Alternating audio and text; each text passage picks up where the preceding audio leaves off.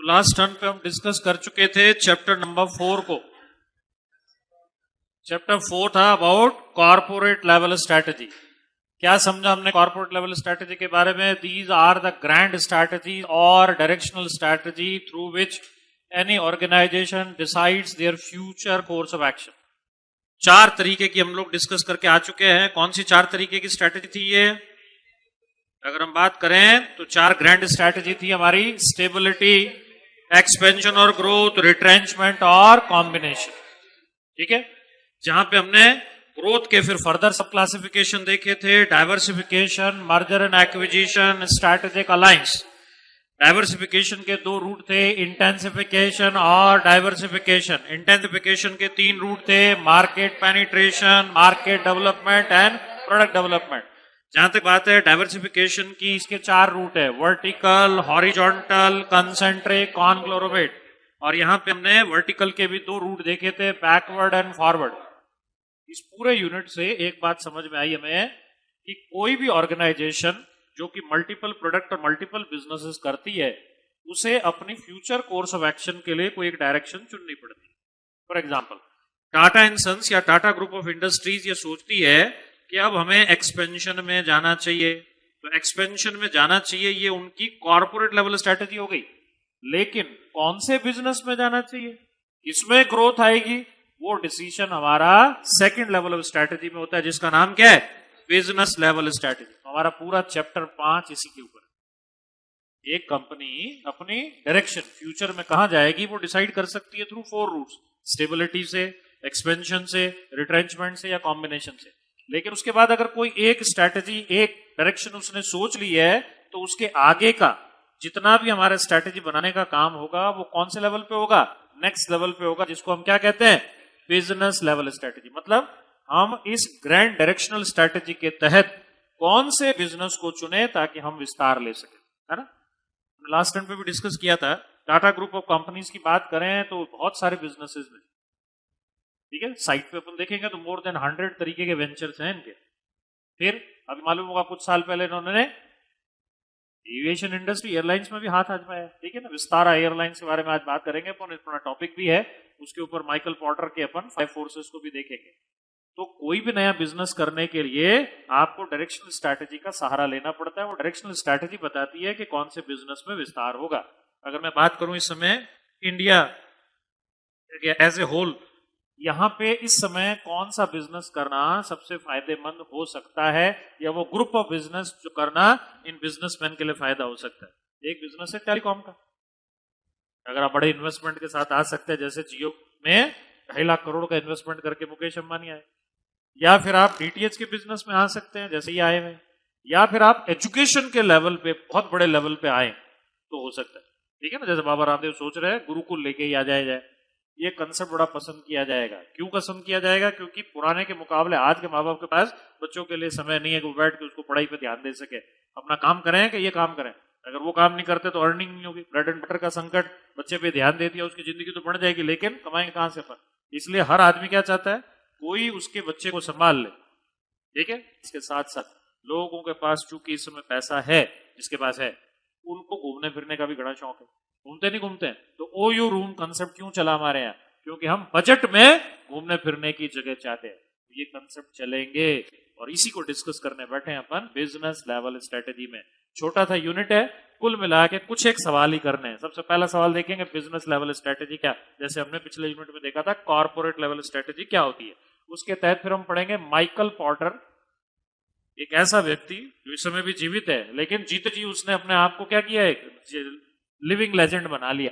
करीब 70-71 साल का वो व्यक्ति है और इस समय भी दुनिया में अपने स्वीपिंग आइडियाज के साथ, स्वीपिंग स्ट्रैटेजीज के कारण फेमस है। देखेंगे, उसके बारे में बात करेंगे।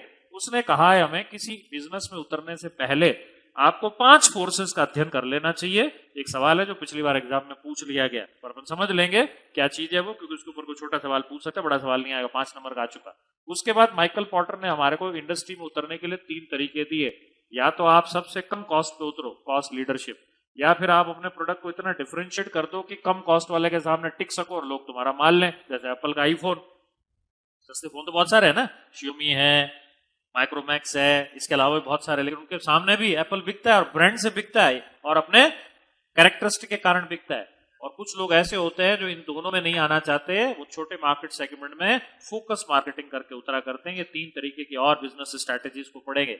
और फिर एक चौथी स्ट्रैटेजी और है जो माइकल पॉटर ने नहीं दी, पर उस स्ट्रैटेजी को भी काफी यूज किया जाता है। और खासतौर से मैं अगर इंडियन कॉन्टेक्स्ट में बात करूं तो उस स्ट्रैटेजी का नाम है best cost provider strategy. Best cost का मतलब होता है पैसा भी कम लगे, फैसिलिटी भी खूब हो, लार्ज और स्मॉल दोनों मार्केट सेगमेंट की नीड पूरी करती हो, तो उसको क्या नाम देते हैं अपन? Best cost provider. मतलब वो क्या करता है, वो कुछ फैसिलिटी तो ले लेता है या कुछ फीचर तो ले लेता है कॉस्ट लीडरशिप से, कुछ ले लेता है वो डिफरेंशिएशन से, कुछ ले लेता है वो फोकस से, और उससे मिला के जो एक नई स्ट्रैटेजी बनती है उसका नाम क्या रखा गया है? Best cost provider. तो देखो यूनिट का चैप्टर ओवरव्यू क्या क्या पढ़ेंगे अपन। सबसे पहले बात करेंगे कॉम्पिटिटिव एनालिसिस, जो माइकल पॉटर हमें बताता है 5 फोर्सेस के तौर पे। इस पे पिछली बार एग्जाम में सवाल पूछ लिया गया 5 नंबर का। उसके बाद बिजनेस लेवल स्ट्रेटेजीज की बात करेंगे, उसमें माइकल पॉटर की बताई हुई 3 स्ट्रेटेजी हैं, कॉस्ट लीडरशिप, डिफरेंशिएशन और फोकस। और उसके बाद एक और स्ट्रेटेजी जो माइकल पॉटर ने तो नहीं दी और हम यूज किया करते हैं, उसका नाम है बेस्ट कॉस्ट प्रोवाइडर स्ट्रेटेजी। तो सबसे पहले बात करेंगे बिजनेस लेवल स्ट्रेटेजी किसको कहते हैं। जैसे कि हम बात कर रहे हैं, business level strategy next level की स्ट्रेटेजी है जो कॉर्पोरेट के तहत बनती है। अगर हमने अपना ग्रैंड डायरेक्शन चुन लिया है कि अब हमें एक्सपेंशन में जाना है, तो एक्सपेंशन में जाने के लिए अब आपको कोई एक बिजनेस चुनना पड़ेगा जिसमें आप उतरना चाहते हैं। जैसे हम बात करें रिलायंस इंडस्ट्री की, उन्होंने डीटीएच के बिजनेस में उतरने का फैसला किया। अल्टीमेटली है क्या, मार्केट में एक्सपेंशन ही चाह रहे हैं ना, मार्केट में ग्रोथ ही चाह रहे हैं। तो हमारी स्ट्रेटेजी कौन सी है? अगर मैं कॉर्पोरेट की बात करूं तो ग्रोथ स्ट्रेटेजी। उसके तहत बिजनेस कौन सा चुना उन्होंने? पहले चुना उन्होंने टेलीकॉम का, अब उन्होंने चुना है हमारा बिजनेस डीटीएच का। ऐसे ही कई बिजनेस और अलग अलग कंपनियां चुनती हैं। तो देखें अपन सबसे पहले डेफिनेशन पार्ट को, बिजनेस लेवल स्ट्रेटेजी किसको कहा करते हैं। जैसे हम कह रहे हैं एसएम में भी ईआईएस की तरह कीवर्ड याद करने हो, ठीक है? ठीक है, डेफिनेशन देखें, इसको अंडरलाइन करते चले अपन। बिजनेस लेवल स्ट्रेटेजी की डेफिनेशन क्या है? Business level strategies are the courses of action adopted by the organization for each of its business separately.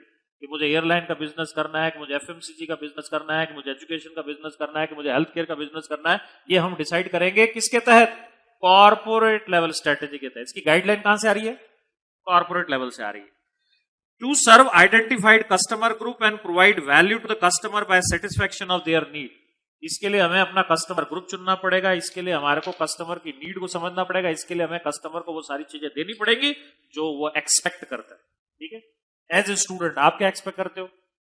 एक तो कोर्स पूरा पढ़ाया जाए, कुछ छोड़ा नहीं जाए। नंबर 2, हमारे को वो चीजें जरूर बताई जाए जो एग्जाम में आती है। नंबर 3, वो गाइडेंस जरूर मिलनी चाहिए जिससे चल के पास किया जा सकता है। नंबर 4, हमारे नंबर भी आए, ठीक है ना? और नंबर ही नहीं आते, बाकी सब चीजें आती है तो कोई मतलब थोड़ी है। मतलब है क्या कोई? साहब मेरी AIR रैंक आ गई, बाकी सब फेल हो गए, चलेगा क्या? तो AIR वाला तो किसी के पास भी पढ़ देता, वो AIR ही लाने वाला था। बात ये होती है कि बाकी का जो स्टूडेंट उतना टैलेंटेड नहीं था जो AIR रैंक का, उसके साथ क्या हुआ? रिजल्ट किससे आता है? मासेस से आता है ना। मासेस के साथ क्या हो रहा है? देखो AIR वाले तो वैसे भी क्या होते हैं, अलग किस्म के होते हैं। बाकी जनरल लोग क्या उस कैटेगरी में आते हैं क्या? तो आपको जनरल आने वाले लोगों के साथ काम करना है और उनका रिजल्ट कैसे लाया जा सकता है उस पर बात करनी है। ये एक एक्सपेक्टेशन होती है स्टूडेंट्स की टीचर के साथ। अपन उस एक्सपेक्टेशन पे कितना काम कर पा रहे हैं ये डिपेंड करता है टीचर पे और उसके स्टूडेंट के ऊपर। ठीक है, तो अपने को वो काम करना है कि अपन भले ही AIR नहीं लावे लेकिन एटलीस्ट इस पेपर में अच्छे नंबर तो ला के दिखावे कि नहीं लाया जा सकता है। इस पेपर में कोई दिक्कत वाली बात नहीं। लाए ना, पिछले बैच में खुश गांधी लाया है, नियर अबाउट मेरे ख्याल 60 मार्क्स के आसपास थे उसके। तो उसको बुला भी लेंगे एक दिन आपकी क्लास में डिस्कस करने के लिए। AIR तो नहीं था वो, लेकिन he scored almost 60 marks in this paper. तो इसी क्लासेस में पढ़ के लाया और लाते रहे, कोई दिक्कत वाली बात नहीं है बच्चे पेपर में नंबर। आगे बात करते अपन, business level strategy tell the action taken to provide value to the customer and gain a competitive advantage by exploiting the core competence. Core competence किसको कहते हैं? वो आपकी एक खास बात जो आपके कॉम्पिटिटर में नहीं हो सकती, इसको क्या कहते हैं? आपकी कोर कॉम्पिटेंस। दूसरे शब्दों में इसका एक नाम और है USP, मतलब यूनिक सेलिंग पॉइंट। आप में वो ऐसी बात है कि लोग आपका प्रोडक्ट, आपकी सर्विसेज लेते हैं क्योंकि कोई दूसरा ये बात दे ही नहीं सकता। जब दे ही नहीं सकता तो कस्टमर क्या होगा? आपके पास आएगा। तो बिजनेस कैसे विकसित करना है? Based on the competence. मतलब आपके पास वो कुछ एक खासियत होनी चाहिए जिससे कस्टमर आपके प्रोडक्ट को लेने के लिए चला है। जैसे पार्ले जी ने over a period of time test के कारण, ब्रांड के कारण वो एक चीज डेवलप कर दी कि बिस्किट सिनोनिमस हो गया। बिस्किट मतलब पार्ले-जी ही होता है। वो जमाने में टूथपेस्ट का मतलब कॉलगेट ही होता था, किस जमाने में ठंडे का मतलब कोका कोला ही होता था। ये क्या था? और कॉम्पिटेंस डेवलप कर दी ना कि वो चीज उसके साथ सिनोनिमस होती चली गई। In specific individual product or service market, business level strategy is concerned with firm position in the industry relative to its competitor. हर काम किसको ध्यान में रख के किया जाएगा? कॉम्पिटिटर को ध्यान में रख के किया जाएगा, क्योंकि आपसे पहले भी तो कुछ लोग होंगे ना इस इंडस्ट्री में। अगर विस्तारा एयरलाइंस के तौर पे टाटा ने इस इंडस्ट्री में कदम रखा तो क्या वो पहले थे क्या? ये बात जरूर है। जमशेदजी टाटा जो उनके फोर फादर्स थे, उन्होंने 1930s के आसपास टाटा एयरलाइंस की स्थापना की थी, जिसको देश में आजादी के बाद में एयर इंडिया का नाम देके सरकार ने अपने नियंत्रण में ले लिया। और जमशेदजी टाटा इसके सीएमडी भी रहे काफी टाइम तक, चेयरमैन भी रहे इस ग्रुप के, लेकिन अल्टीमेटली है तो सरकार की ना। अब वापस से 13-14 के आसपास क्या किया रतन टाटा ने? फिर से लाइसेंस लेके विस्तारा एयरलाइंस के तौर पे इसने अपना काम करना शुरू किया, जिसमें सिंगापुर एयरलाइंस की एक स्टेक भी शामिल है, क्योंकि एविएशन इंडस्ट्री का अब इनके पास कोई अनुभव था नहीं। करना क्या है? अब जो बाकी और 8-9 प्लेयर हैं, फिर डिस्कस करेंगे कौन कौन से, उसको तो आप जानते होंगे। सबसे बड़ा इंडिगो है, जिसका करीब 39% शेयर है एयरलाइंस में। सेकंड नंबर पे जेट एयरवेज आता है, जो करीब 15.4 पे बैठा है। तीसरे नंबर पे एयर इंडिया आता है, सरकारी एयरलाइन, जो करीब 13% बैठी है। फिर बाकी छोटी छोटी बहुत सारी है हमारे पास में, ठीक है ना, जिसमें हमारी स्पाइस जेट भी आ जाती है, जेट लाइट भी आ जाती है, इसके अलावा विस्तारा भी आ जाती है, गो एयर भी आ जाती है, ऐसी बहुत सारी एयरलाइंस है। तो इसको डिस्कस करेंगे माइकल पोर्टर के 5 फोर्स में अपन।